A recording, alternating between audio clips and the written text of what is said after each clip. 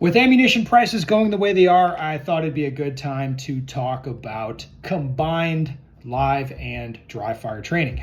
Now, I've done this, quite a lot of times. Most of my personal training sessions, I'm going to combine live and dry fire.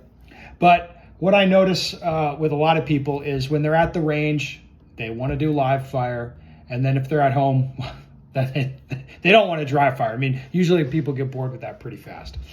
But if you're needing to save ammo, or you want to go train, but especially hey, rifle ammo now, finding good training ammo for less than 50 cents a shot, I'm not. Maybe that's doable. I don't know. It's gotten expensive, the rifle ammo. The pistol stuff is sort of manageable right now for most people, but that may well start getting expensive again in the near. Who knows? Anyway, combining your live and dry fire training, I think, is super useful and very good. So, what do I mean by that? So let's say I've set up some drill that I'm going to do. What's a famous El Presidente? I'm going to do El Presidente. All right, I'm going to go do that drill.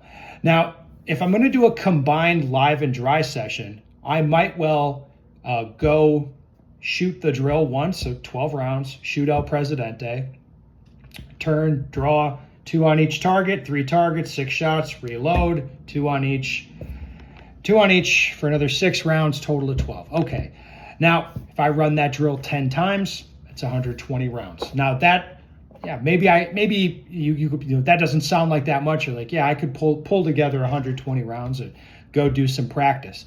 But if you just go shoot El Pres 10 times, that's not going to take that long, and it won't be that effective of a training session. It's just 10 repetitions. If instead of just going and shooting the drill 10 times, why not go to the range, shoot the drill once, and then do 2-3 minutes of consistent dry fire on the drill or some piece of the drill.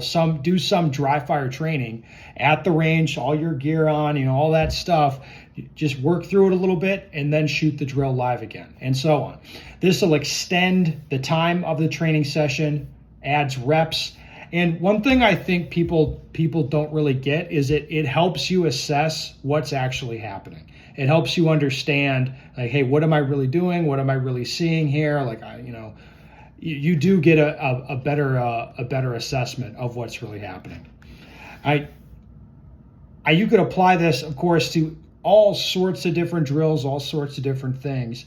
But the reason I'm talking about this now is there's so many times during a class setting when we're shooting a lot of live ammo, we'll have to be all right, unload this guy's gun, get him to do this thing, dry fire for a little bit, and then does the dry fire a little bit. Then when he starts doing live fire again, it's like, oh, cool. Yep, that was really good. The dry fire is really helpful. I see that so much in other people and in myself. A lot of times at the range, what I need to do is get reps, but I don't need ammo for the reps. It's just the fact that you're at the range and you have it in your head, you're there to shoot a lot of live ammo.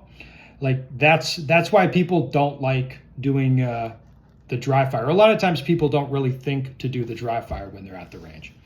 Now, there's a lot of higher level competitive shooters that do combined live and dry fire practice all the time. That's just their normal practice. They'll do a rep live and then they'll do a bunch of dry transitions with their gun back and forth. All right, then shoot the drill they want to shoot again. That's very, very common in competitive shooting circles, but I don't see it many places outside of that. If it's military guys or law enforcement guys where somebody else is buying the ammo, they're just there to shoot the ammo. They typically aren't that interested in doing dry fire. If it's people in other contexts, typically they're just there to shoot. They don't do a lot of dry fire. However, like I said, especially if you're low on ammo, but even if you're not low on ammo, go do a combined live and dry fire session. I think you're going to get more out of it than just shooting live ammo. And honestly, I think you'll get more out of it than just doing dry fire. When you're kind of working it back and forth between live and dry in the same session, it is an eye-opener for many people. So if you haven't tried it, go give it a try.